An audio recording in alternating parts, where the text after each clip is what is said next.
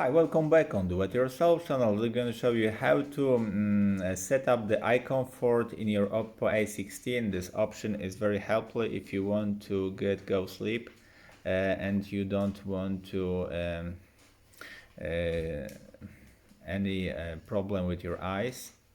So first of all, you go to settings. Now go to your display and brightness here, and there is option eye comfort.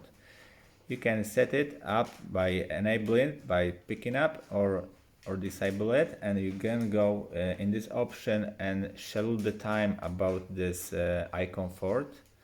You can of course set up always on if you like option with the colors, but I prefer to set up scheduled time from 10 o'clock on the night and end at the 7 a.m. in the morning. You can set up the warmer color or coolest, whatever you like. For me, this is best option to do, and that's it.